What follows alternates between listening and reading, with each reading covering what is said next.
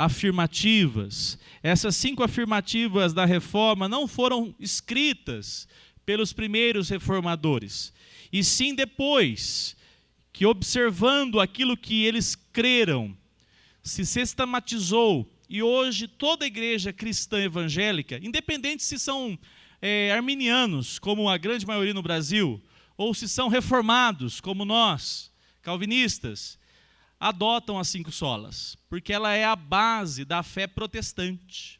E é justamente em cima disso que nós temos essa importância da palavra de Deus nas nossas mãos, e a palavra de Deus pelo Espírito Santo falar ao coração da igreja. Então convido você a abrir a sua Bíblia na carta de Paulo aos Efésios, capítulo 2. Efésios, capítulo 2.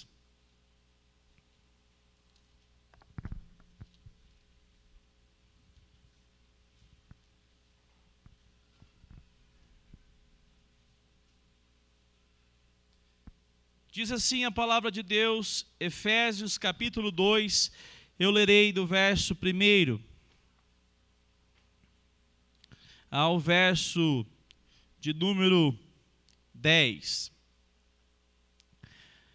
Ele lhes deu vida quando vocês estavam mortos em suas transgressões e pecados, nos quais vocês andaram noutro tempo, segundo o curso deste mundo, segundo o príncipe da potestade do ar, do espírito, que agora atua nos filhos da desobediência.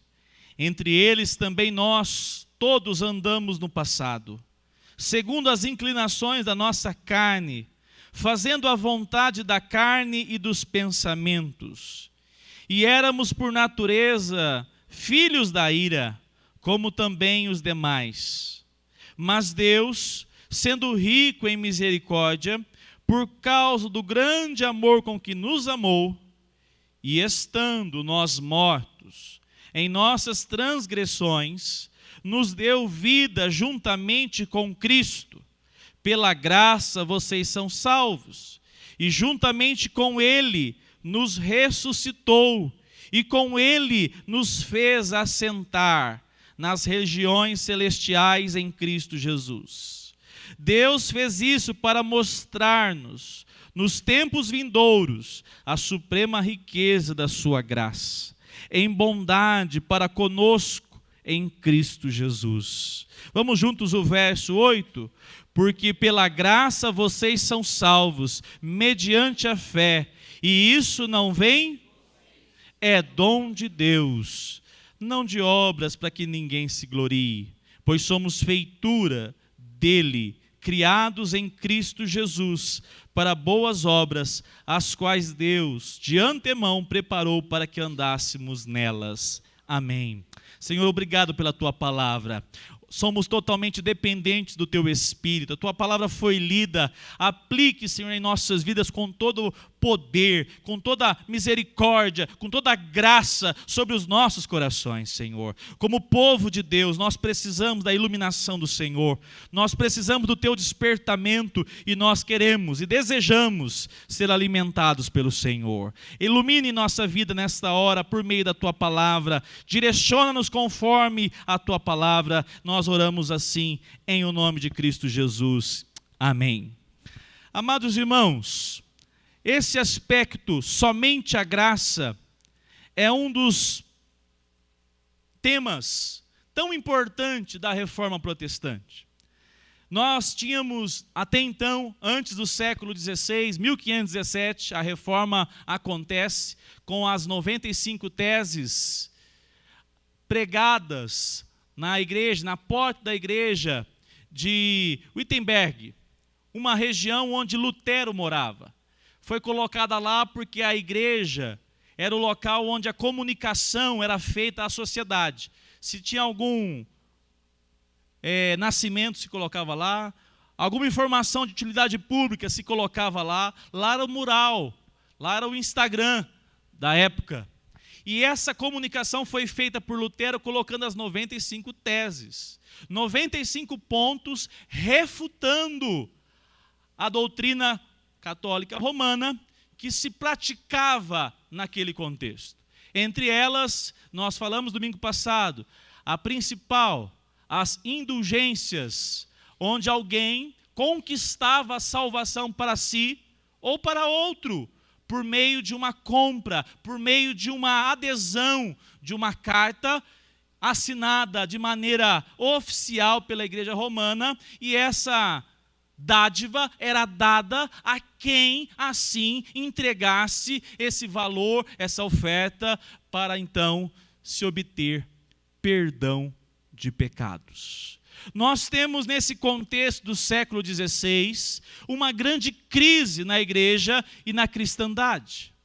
A igreja cristã está totalmente deformada e precisa justamente dessa palavra, a reforma. Trazer de volta a forma dos homens? Não, a forma somente das Escrituras. Essa palavra que nos alimenta, que nos direciona, não é palavra de homens, mas é a palavra de Deus. E a igreja está abaixo dela, para estar se colocando para trabalho, para a glória de Deus, para a edificação da igreja. E nós temos então hoje esse aspecto, somente a graça. Uma das doutrinas mais perigosas que nós temos na cristandade é a doutrina do mérito. Há pouco tempo atrás, eu ouvi uma expressão mais ou menos assim: Jesus Cristo é o caminho e Kardec é a porta. Eu achei, a chave? Possivelmente, alguma besteira dessa. E o que nos chama a atenção é que quando falamos sobre isso, nós estamos falando da doutrina espírita, ok? Ok. Mas no meio cristão se ensina que a salvação, ela é meritocrática. Ela é porque alguém conseguiu chegar a um nível que agora sim merece a salvação.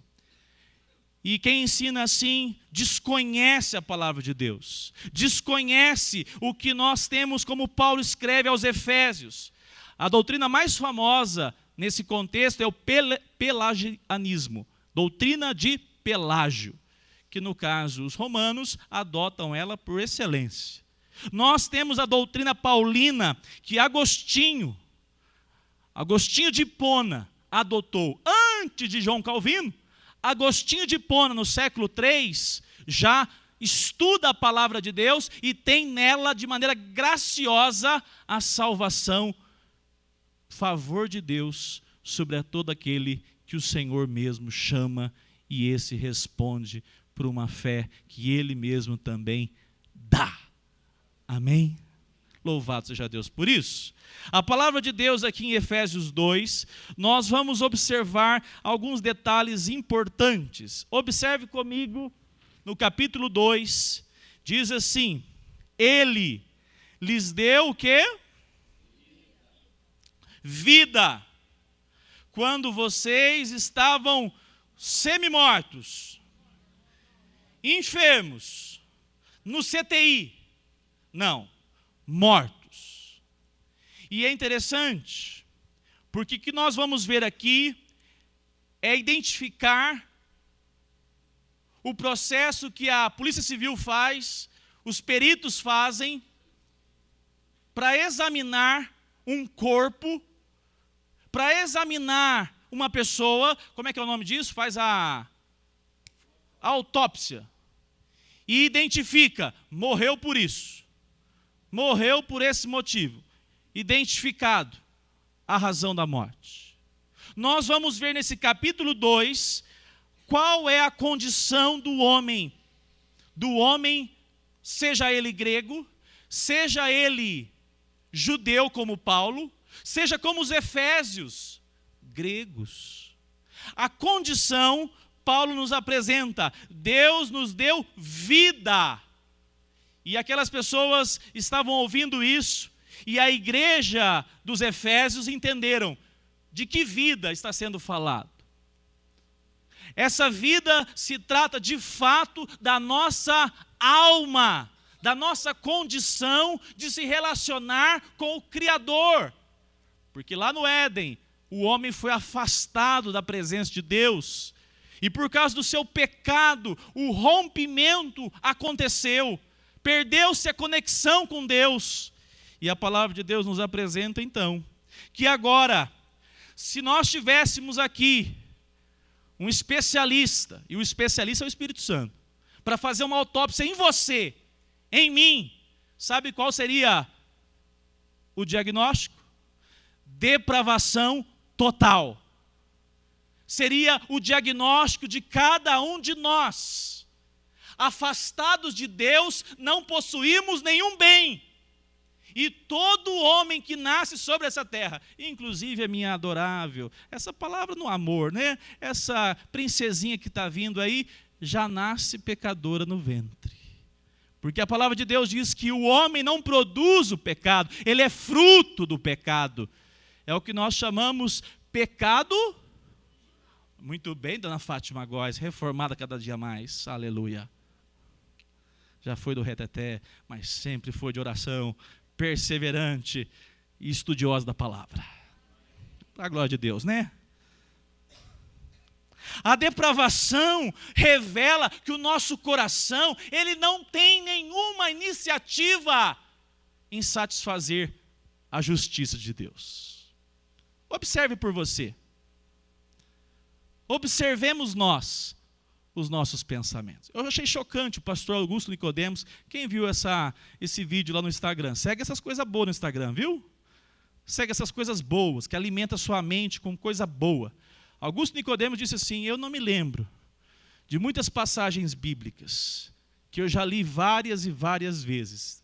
Me foge o versículo.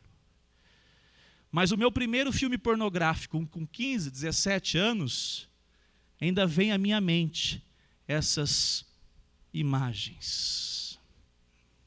Por quê? Porque nós temos uma natureza caída.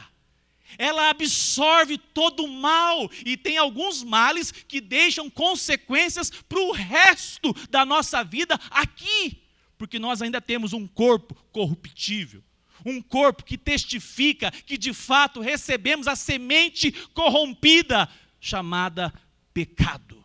E essa palavra nos mostra, então, que Deus, Ele lhes deu vida, dizendo a quem? À igreja de Efésios, à igreja de Éfeso, aos Efésios, e todo aquele que o Senhor Jesus alcança. Mas notem algo importante. Nós temos agora, por meio dessa palavra, do texto que nós estamos estudando, algo gracioso.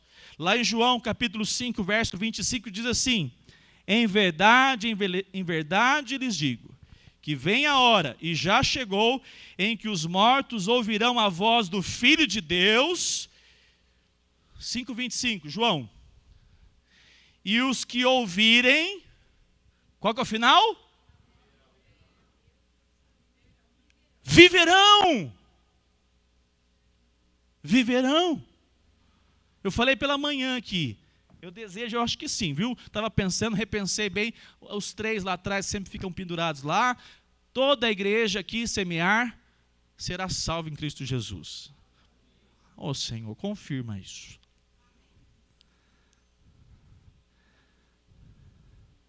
Mas você e eu, nós precisamos ouvir. A palavra diz assim: ouvirão a voz do Filho. E quando nós ouvimos a voz do Filho, nós viveremos. E que vida é essa? É justamente a vida que se relaciona na alma. É a nossa espiritualidade, é a nossa alma que estava morta nos nossos delitos e pecados. E nós agora, por uma maneira graciosa, Jesus traz uma mensagem, que já chegou a hora em que os mortos ouvirão e eles viverão. Quantos mortos aqui já viveram para a glória de Deus? Pode dizer amém. Você pode dizer? Só se tiver segurança. Se não tem segurança, fica atento à mensagem todinha. Para nós que temos essa segurança, é um grande desafio caminharmos na vida cristã. O homem sem Cristo, ele é um homem totalmente vil. Não há nada de bom. A palavra de Deus diz lá em João 8,36, se pois o Filho vos libertar, verdadeiramente... Há muitas amarras, algemas, antes de alguém vir a Cristo Jesus. Pasmem, salvo engano foi o Augusto, quem foi?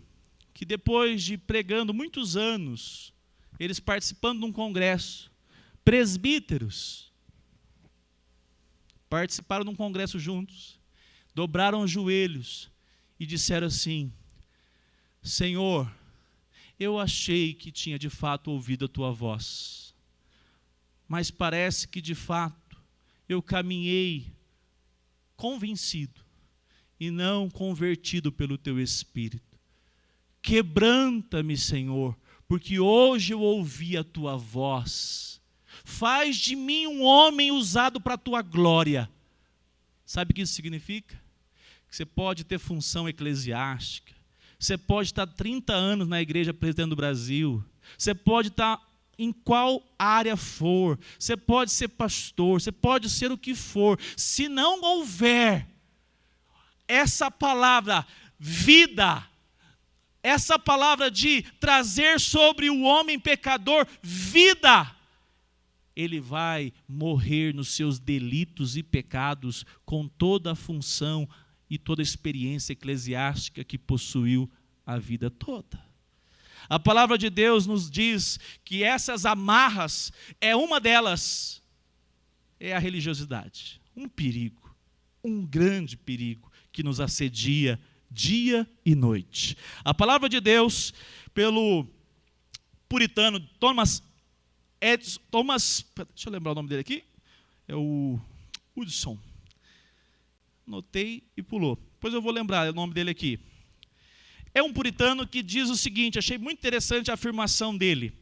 Nós temos áreas que testificam a nossa deplorável condição. Somos escravos do pecado.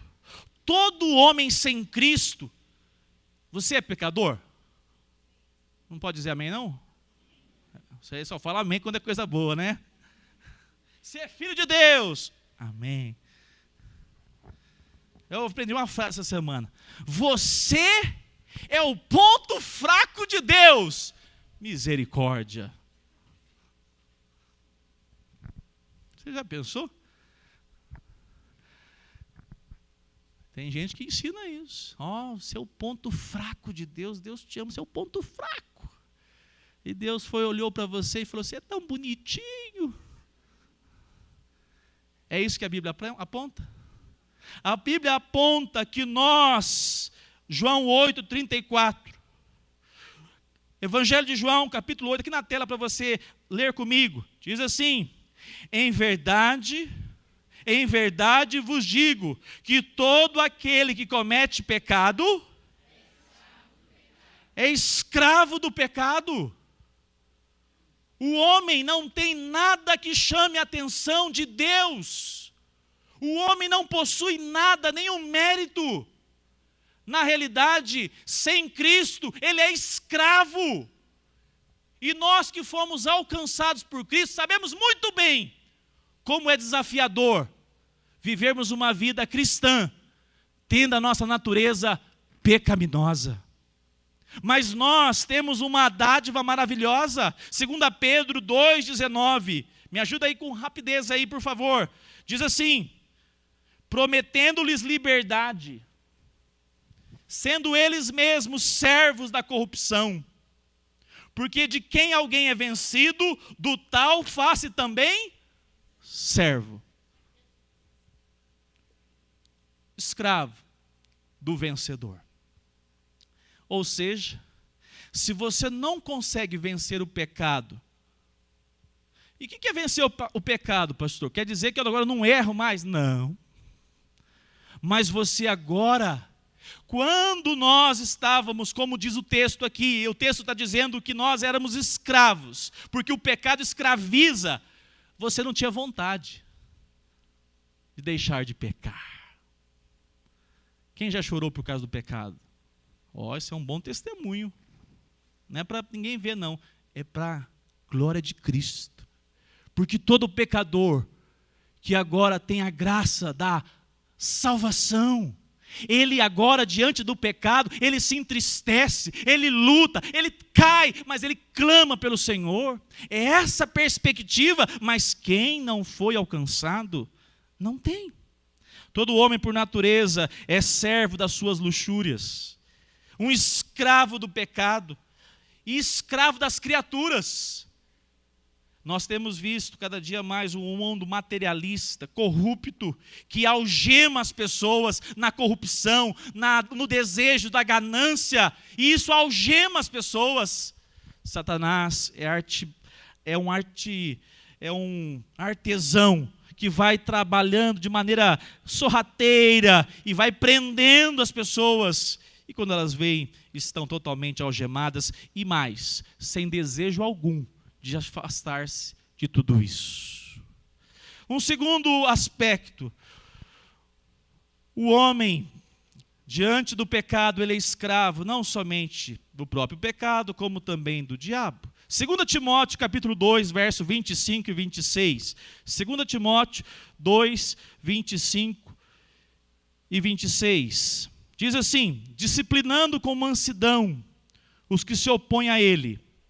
Paulo está escrevendo, ó Timóteo, disciplina com mansidão, tenha paciência, na expectativa que Deus lhes conceda não só o arrependimento, olha só, pessoas difíceis, e Paulo está dizendo, Timóteo, persevera com mansidão, seja firme, e mais, na expectativa que Deus pode trazer arrependimento para conhecer a verdade, mas também o retorno à sensatez, a fim de que se livrem dos laços do diabo, que os prendeu para fazerem o que ele...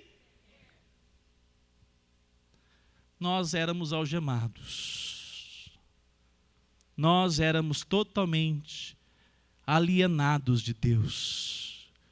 Não havia nada em nós, e por mais que nós nos esforçássemos, além de tudo, havia uma ação maligna, que prende o homem aos seus próprios desejos, à sua própria carne, à sua própria corrupção. Um terceiro aspecto, esse homem não somente é um homem que está algemado, ele está morto por causa dos seus pecados, o pecado o alienou de Deus, separou de Deus, o pecado também agora, ele é a artimanha que o diabo usa para prendê-lo, para algemá-lo, e o homem também é um homem miserável. O que quer dizer miserável nesse sentido? Lá em 2 Colossenses capítulo 2, verso 3 diz assim: toda a riqueza, toda a graça está acessível a todas as pessoas do mundo. É assim? Não. Diz assim: em Cristo, em quem estão escondidos todos os tesouros da sabedoria e da ciência. Em Cristo está escondido a sabedoria que as pessoas tanto buscam nesse mundo para ser reconhecidas como iluminadas, agraciadas. Deixa eu pegar meus copos aqui. E o copo é leve.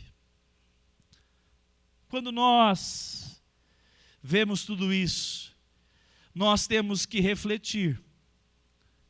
O quanto que os homens, o quanto que você e eu já desejou riqueza e sabedoria. Tem algum filho de Deus na terra aí que não deseja isso? A palavra aponta que fora de Cristo todas as pessoas são miseráveis. Aos olhos de Deus, a palavra do Senhor Jesus, a palavra de Deus apresenta que o homem, ele é como uma palha. Assim é o ímpio. Eu quero ler um texto que encontra, quer ver? Deixa eu citar para você uma passagem. Diz assim, Salmo 119, 119. Olha como é que Deus olha para o homem sem Cristo. Salmo 119, 119. Os dois 119. Rejeitas como escória. Quem? Por isso amo os teus testemunhos. É essa a visão que Deus tem de todo ser humano nascido nesta vida sem a pessoa de Cristo. O texto diz: rejeitas como escória todos os ímpios. E o Salmo 1, verso 4: os ímpios não são assim. São, porém, como a palha que o vento dispersa, espalha. Não tem significado nenhum na vida dessa pessoa diante de Deus, porque eles estão, como nós estávamos, totalmente afastados do favor de Deus. E esse nos aponta, então, um ponto importante. Nós precisamos ser enriquecidos em Cristo. Nós vamos ver isso. Lá em Mateus 23, 33, fala assim que a serpente, raça de víboras, como querem escapar da condenação do inferno? Eu achei muito interessante a palavra desse pastor puritano do século XVI, que ele diz assim: nós somos piores que as víboras. Sem Cristo, nós somos uma tragédia. Quem que colocou o veneno nas serpentes, Isabel? Quem colocou a serpente? Tem veneno, não tem? Quem colocou? Deus. Oxe. Deus que deu a ela. Em Atos capítulo 5, um casal chamado Ananias e Safira quiseram burlar a oferta e ser reconhecido diante de Deus. Sabe o que Pedro falou para eles?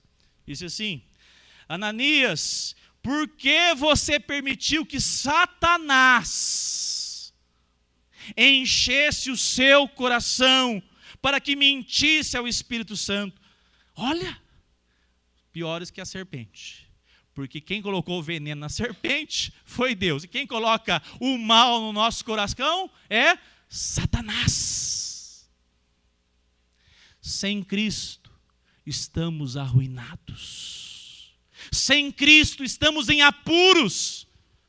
E é por isso que nós temos essa maravilhosa dádiva a refletir na palavra de Deus. Observe, a palavra de Deus nos apresenta agora, de maneira que o apóstolo Paulo, ele vai dizer em Romanos, capítulo 7, verso 18, porque eu sei que em mim, na minha carne, não habita bem nenhum. Sabe por que eu estou dizendo tudo isso? O pastor vai estar repetindo que não tem bem nenhum. É porque a palavra de Deus aponta que eu e você, não há nada em nós que pudesse agradar ao Senhor. Diferente do que algumas igrejas evangélicas apresentam hoje, não é o seu dízimo que vai chamar a atenção de Deus. Não é a sua oferta que vai chamar a atenção de Deus. Não é o seu tempo de trabalho na igreja que vai chamar a atenção de Deus. Você só será abençoado, enriquecido, se a pessoa de Cristo estiver na sua vida. Se você estiver ligado à pessoa do nosso Salvador.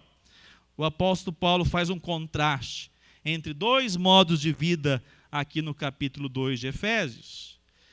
Diz o texto que ele nos deu vida quando vocês estavam mortos em suas transgressões e pecados, nos quais vocês andaram no outro tempo.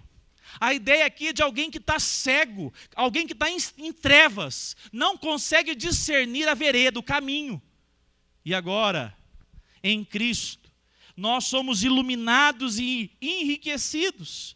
A palavra de Deus nos apresenta que quanto mais essa realidade se revela, se manifesta no seu coração, mais consciente você fica, mais feliz você está que o Salvador da sua vida te alcançou. A nossa miserabilidade é, na verdade, um outdoor de Deus, que nós não merecemos nada. Você já ouviu? Parece que a reforma protestante no século 21 tem que acontecer, irmão Luiz, contra as igrejas evangélicas. Porque eu também aprendi uma outra frase. Olha, vocês querem outra frase também? Eu quero tudo que eu mereço diante de Deus. O que vai acontecer com esse que falou isso? Vai rasgar o chão e ele vai cair direto aonde? Vocês falam tudo com timidez, tudo com receio, vai mandar o irmão para o inferno. O que você merece, o que eu mereço diante de Deus é condenação eterna, é apartado de Deus, é afastado eternamente, porque nada que nós produzimos glorifica a Deus se não passar pela pessoa do próprio Deus, na pessoa de Cristo Jesus.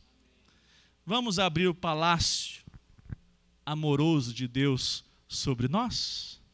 Vamos abrir? Então vamos para o versículo 4 e 5.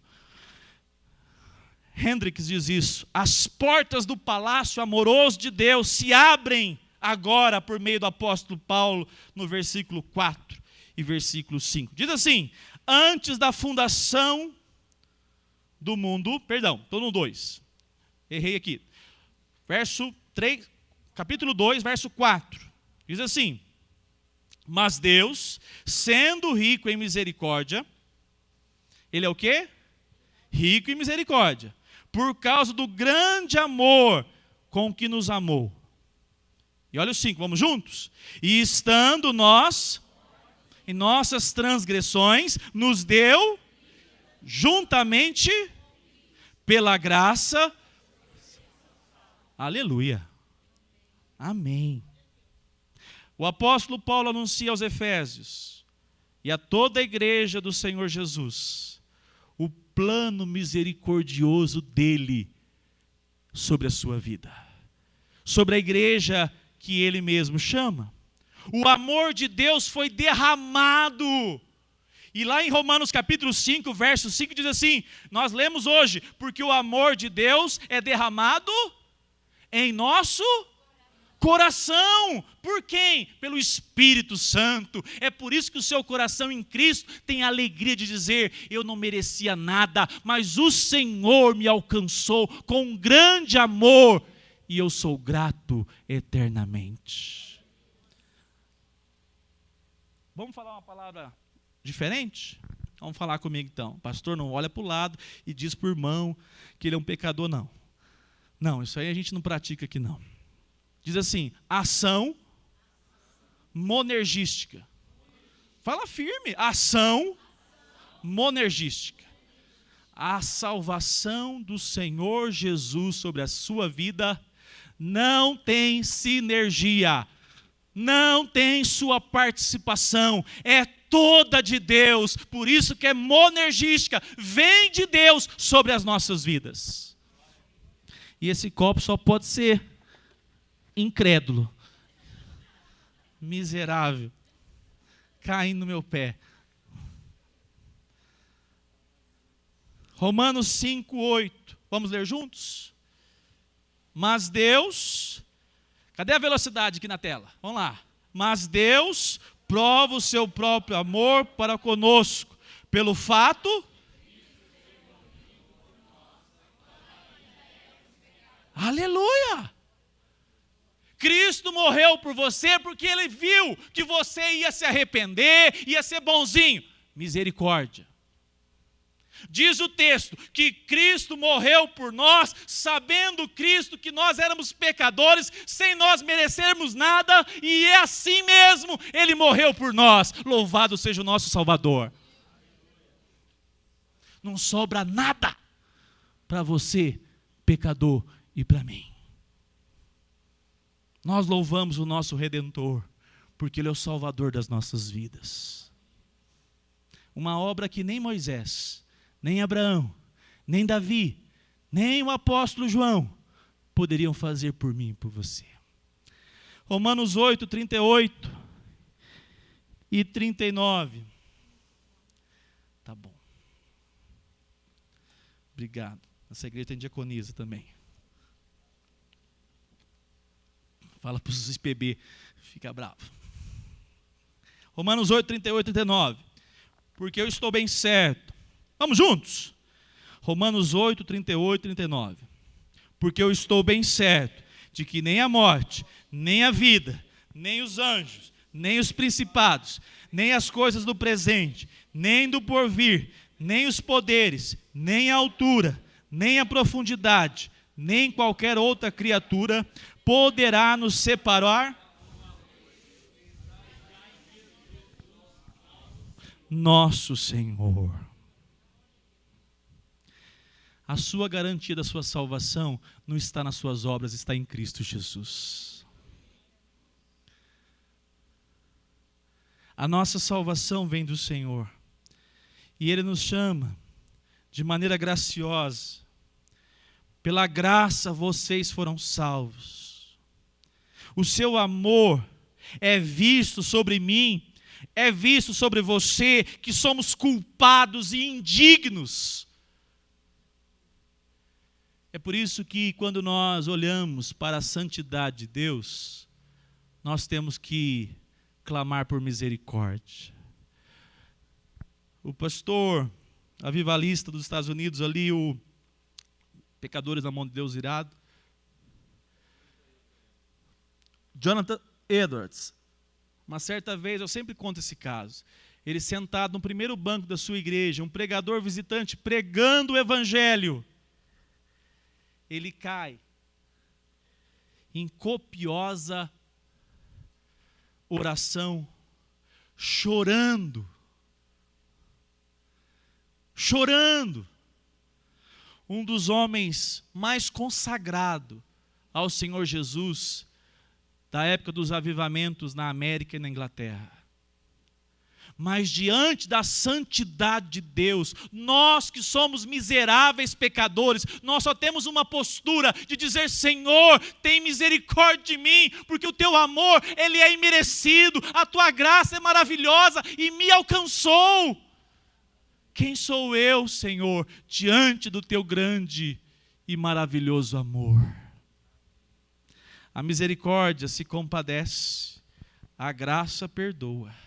A graça, porém, faz ainda mais. Ela salva completamente, ela liberta. Lembra das algemas do maligno?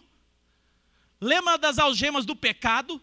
Do poder do pecado? Em Cristo nós temos essa libertação. Nós podemos dizer não ao pecado agora. Nós podemos resistir às artimanhas do inimigo, porque em Cristo. E nós vamos dizer, verso 3, verso 5, perdão. Finalzinho, nos deu vida juntamente com Cristo. Pela graça vocês são salvos. E juntamente com Ele. Sem Cristo você não pode nada. Com Ele nos ressuscitou e com Ele nos fez assentar nas regiões celestiais em Cristo Jesus. Sabe o que isso significa? Que agora, esse amor que nós recebemos, nós amamos porque Ele amou primeiro. Nós agora temos pela graça do Senhor em Cristo. É por isso que aqui a gente chama de união mística. Você crente, a sua vida agora não é mais a sua vida. A minha vida agora não é mais a minha vida. A sua vida agora está ligada à pessoa de Cristo. Por quê? Porque qual é a condição que você tinha de homem e mulher espiritualmente? Qual que era a sua condição? Mortos. E agora em Cristo você está o quê? Vivo, porque você ressuscitou. Você nasceu de novo. Você tem uma nova vida para viver agora, não somente para você herdar o céu. Você tem uma nova vida para experimentar a presença de Cristo ainda aqui, na caminhada aqui. O texto diz que nós, juntamente com Cristo, a expressão é, Ele nos ressuscitou. E com Ele nos fez, aqui o verbo, aqui quem é bom de português do 6º ano do ensino fundamental, olha lá, ó. E juntamente com Ele nos ressuscitou e com Ele nos fará. É assim que está aí? Qual que é o tempo? Presente. Pelo menos esse eu sei. Presente. Fez assentar nas regiões. O que significa? O que significa? Mais do que a salvação, porque um dia nós estaremos com Ele eternamente. Hoje, já você é considerado alguém que nesta vida aqui já caminha com uma vida justificada, porque a obra de Cristo já está em você, para você viver aqui, ligado a Deus, em sintonia com Deus, ouvindo e discernindo o que Deus tem para você e sua casa.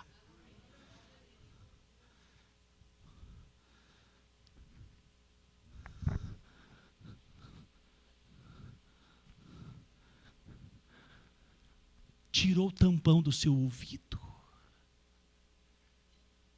Tirou as escamas dos seus olhos. E agora você responde com um gesto simples, clamando: Senhor, santifica-me para a tua glória. E o Senhor tem prazer sobre a sua vida. Assentar nas regiões celestes, nós estamos estudando Apocalipse. Nós vamos reinar com Cristo. Louvado seja Deus. A tribulação, o tormento que você enfrenta hoje vai durar 30, 40, 70 anos, mas vai passar. Mas tem um detalhe: comece a desfrutar da pessoa e da riqueza que o Senhor Jesus tem para você hoje. Ande alinhado, porque Ele fez uma grande obra para que você hoje experimente da sua doce companhia. E eu quero terminar. Passagens que revelam o amor de Deus sobre a sua vida, biblicamente. Deuteronômio, capítulo 7, verso 7. Deuteronômio 7, 7.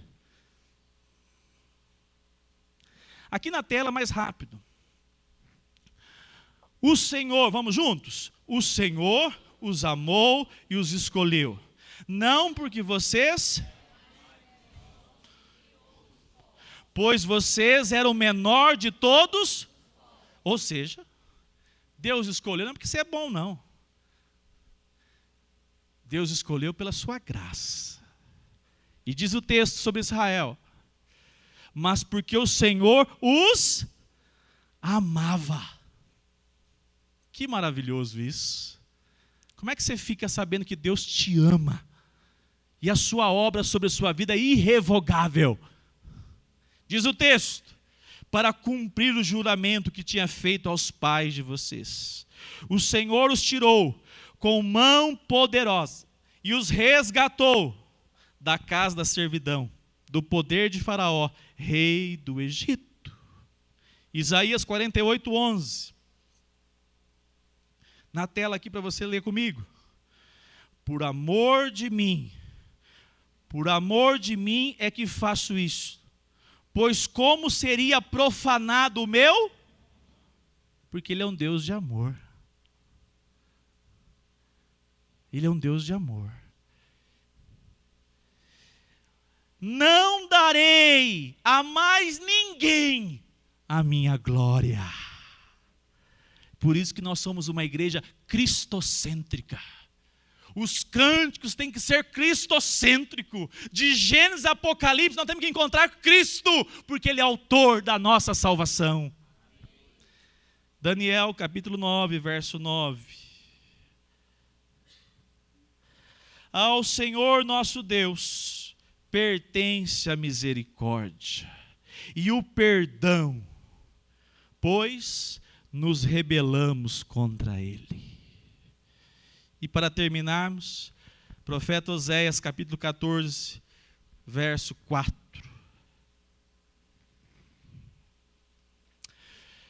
Olha que palavra do Senhor sobre o povo de Deus. Vou curar a rebeldia deles, vou amá-los de boa vontade, porque a minha ira se afastou deles. Como o Senhor foi gracioso para conosco. o Senhor cura a nossa rebeldia. Aleluia. O nosso coração rebelde, indiferente ao Senhor, avesso aos valores da palavra de Deus, o Senhor nos cura por meio do seu Espírito, pela sua palavra. Ele curou a nossa rebeldia e diz o texto: vou amá-los de boa vontade. Parte de mim o amor. E diz mais: porque a minha ira se afastou deles. O que ele fez com a ira que você merecia? Ele pegou a ira que você merecia, que todos nós merecíamos, e ele lançou sobre o seu filho na cruz do Calvário.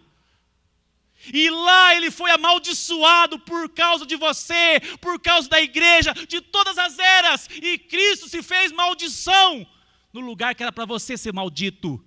E hoje você tem na pessoa de Cristo Jesus o favor imerecido, a graça maravilhosa, porque Deus é justo.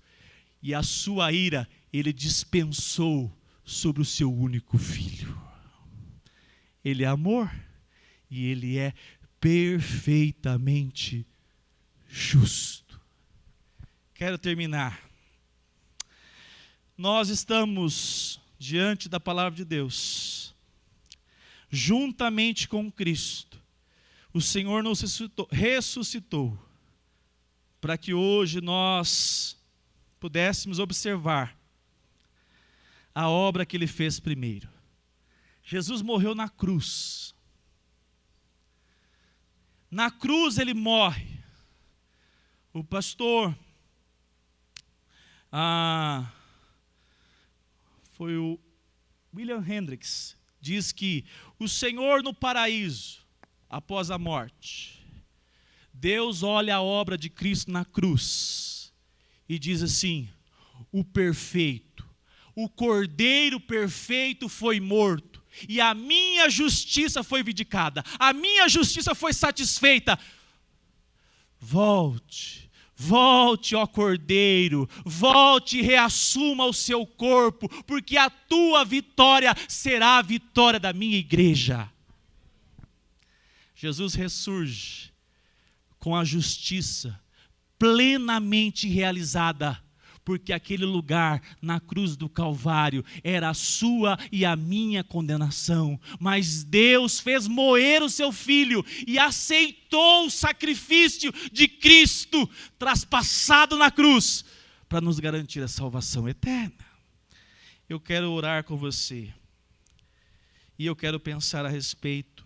O texto que nós lemos diz que Ele nos vivifica, e eu termino dizendo: essa vivificação só é completa porque o Senhor Jesus, por meio da sua obra na cruz, satisfez tudo que era necessário para não só trazer vida.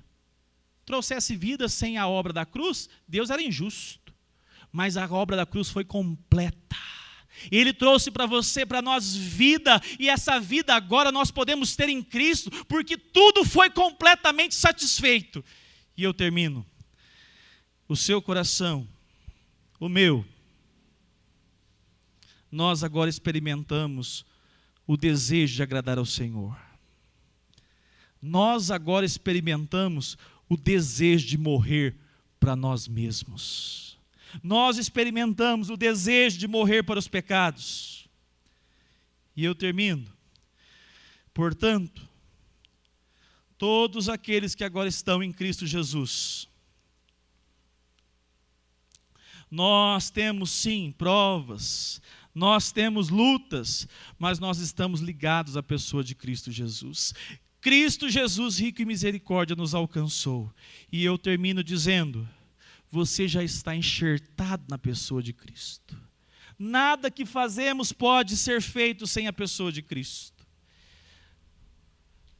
Eu convido você hoje, a todos nós, renda-se diante do amor de Deus demonstrado na cruz por você.